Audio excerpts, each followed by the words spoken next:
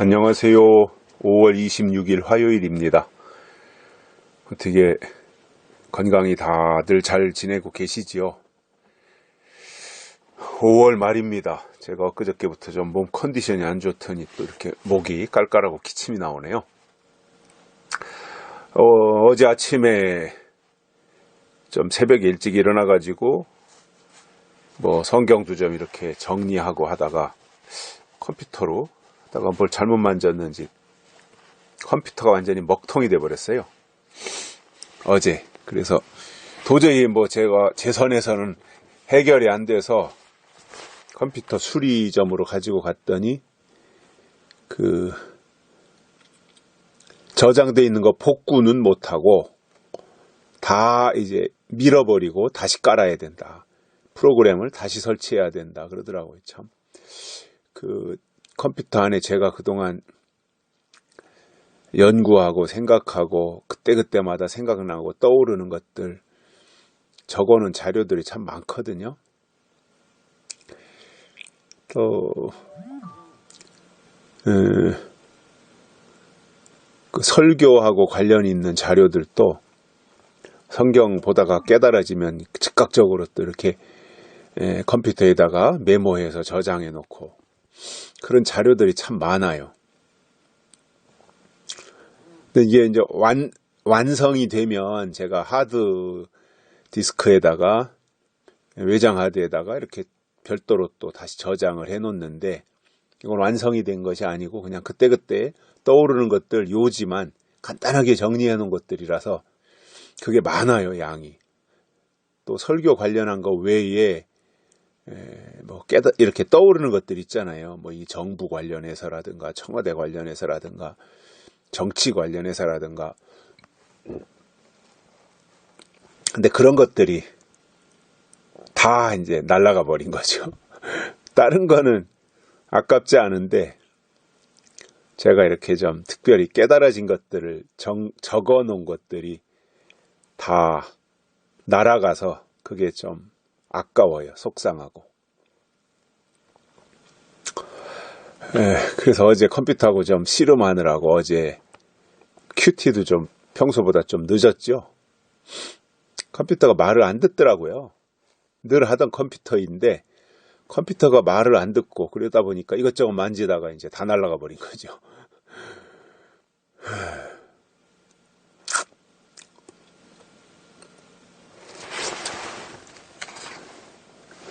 오늘은 창세기 6장 3절입니다. 여호와께서 가라사대 나의 신이 영원히 사람과 함께하지 아니하리니 이는 그들이 육체가 됨이라. 그러나 그들의 날은 120년이 되리라 하시니라. 아멘. 이 비극적인 장면이거든요. 오늘 이 내용이. 그리고 이 시대 우리들도 어떻게 해야 바로 갈 수 있는가. 그리고 자칫 잘못하면 우리도 비극적인 운명에 처할 수 있다라고 하는 것을 창세기 오늘 말씀에서 깨닫고 이해할 수 있습니다. 하나님께서 말씀하신 이 내용들을 보면 하나님이 창조하실 때 하나님의 형상대로 다 지으셨잖아요. 그런데 그들이 하나님이 금지한 선악과로 인해서 에덴 동산에서 쫓겨나고 하나님의 형상도 상실하고 이런저런 이제 과정 속에서 점점점 하나님하고 멀어지는 거죠. 그 이후에 이제 노아의 홍수 사건이라든가 이런 것으로 이제 쭉 이어지는 내용들을 볼 때 결국 하나님의 사람 또는 하나님이 기뻐하시는 신앙이라고 하는 것이 뭐냐면 하나님의 신이 우리와 함께 하시는 거예요. 하나님의 신이 신약에 와서는 하나님의 영이지요. 하나님의 영이 우리와 함께 하는 거예요. 이게 믿음이고 신앙이고 하나님의 사람인 거예요. 신 또는 영, 이게 우리 가운데 임해서 우리와 함께 하는 것. 그런데 하나님의 신이 함께하지 아니한다. 하나님의 신이 떠나간다. 라고 할 때 그거는 그야말로 저주와 같은 겁니다. 하나님의 신이 떠나간다. 그 바울이 로마서 8장에서도 그리스도의 영이 없으면 그리스도의 사람이 아니라 그랬잖아요. 신앙은 영적인 거거든요. 그래서 하나님이 주시는 신, 또 하나님이 주시는 영, 이러한 것이 우리 속에 채워져야 되는 거예요. 그런데 하나님의 신이 영원히 사람과 함께하지 아니한다. 이제 신이 떠나간 거죠. 신이 있을 때는 신의 사람인 거예요. 신이 있을 때는 하나님의 사람인 거예요. 근데 신이 떠나가면 더 이상 신의 사람도 아니고 하나님의 사람도 아닌 거지요. 그냥 오늘 표현에 어떻게 말하고 있어요? 그들이 육체가 되면이라 이렇게 말씀하고 있어요. 자, 저는 오늘 이 시대에도 창세기 때와 똑같이 신앙이 하나님의 제도 또는 하나님의 영역, 하나님의 요구, 하나님의 말씀, 이러한 것에서 떠나가면 육체가 된다 이겁니다. 하나님은 영이시기 때문에 우리가 영적 존재가 되어야 하나님과 상관이 있지.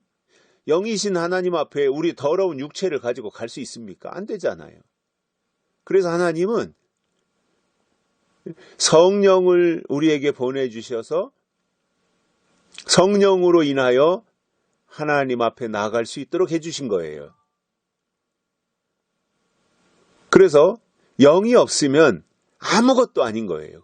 아무리 잘나고 아무리 뭐 재산이 많고 아무리 유명하고 한다고 할지라도 하나님 앞에서 영이 없으면 그것은 무의미한 거지요. 그러나 별스럽지 않은데 사는 것도 별스럽지 않고 배운 것도 별스럽지 않고 그럼에도 그 속에 하나님의 영이 함께 하신다. 신의 사람이다. 그러면 하나님 앞에서는 그게 최고잖아요. 그래서 우리가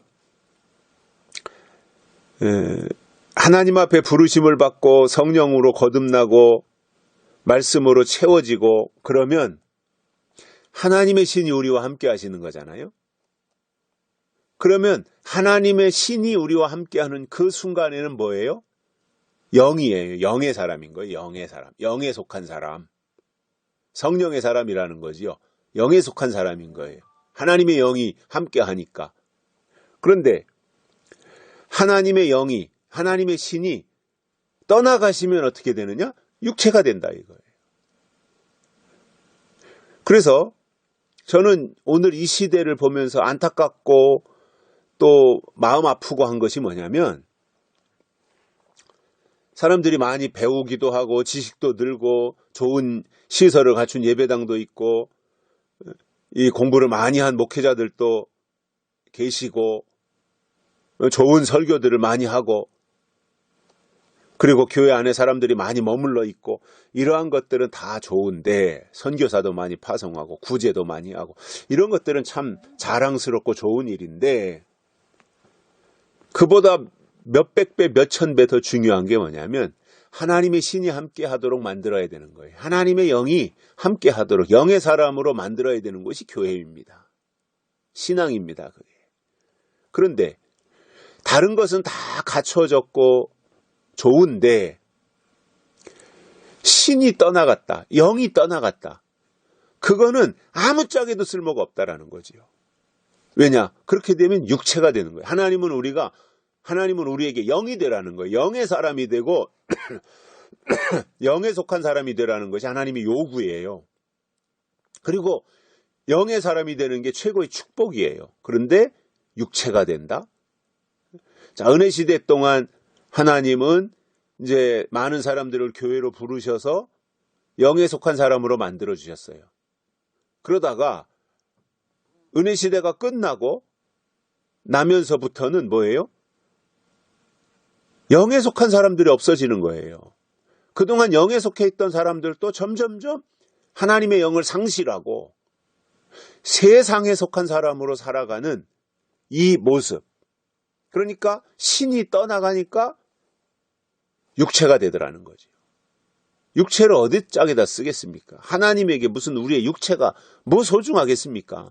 우리 육체가 소중히 여김을 받으려면 우리 속에 그리스도의 영이 있을 때 하나님은 그 속에 있는 영이 너무너무 소중하기 때문에 그 영을 담고 있는 그릇인 육체도 소중히 여겨주시는 거지. 아무리 미스터 코리아이고 무슨 재능이 많고 명문대학을 나오고 대기업에 취업을 하고 변호사가 되고 의사가 되고 그러한 조건을 갖추고 있다고 하더라도 그게 육체가 된다면 아무런 의미가 없더라는 거죠. 영이 되어야지. 그런데 은혜 시대가 끝나고 나면서부터는 뭐예요? 점점 다 육체만 남더라는 거예요. 영은 빠져나가고. 이게 이 시대의 문제입니다. 이게 창세기 때 하나님이 탄식하신 거나 오늘 이 시대나 똑같은 것이라고 봐요. 육체가 된다. 하나님 우리에게 원하시는 것이 있습니다. 육의 사람이 하나님 앞에 나와 영의 사람이 되는 거, 이게 하나님 앞에 가장 의미 있는 일이에요. 근데 여태까지 잘 영에 속한 사람으로 믿다가 마지막 때가 되어서 계시록이 열리고 나서 이 정작 중요한 시점이 되었는데 육체로 돌아가 버린다? 이거는 가장 어리석은 짓이더라는 거예요. 그래서 우리는 어떤 경우도 육신으로 돌아가는 사람이 되면 안 됩니다. 하나님의 신이, 하나님의 영이 우리 안에 계속 머물러 있도록 우리가 말씀에 충실해야 되고요. 그 말씀은 때를 따라 주시는 말씀이 중요한 거잖아요. 그리고 육체가 되지 아니하고 영이 되어야 하나님이 그를 기억하고 인정하신다는 사실입니다. 그래서 세상이 어떠한 환경이 바뀐다고 할지라도 하나님이 우리에게 주신 이 소중한 것들을 잃어버리지 아니하도록, 놓치지 아니하도록 우리가 끝까지 거머쥐고 영에 속한 사람으로 살아가는 믿음의 동지들이 되시기를 바랍니다. 여기까지 하겠습니다. 고맙습니다.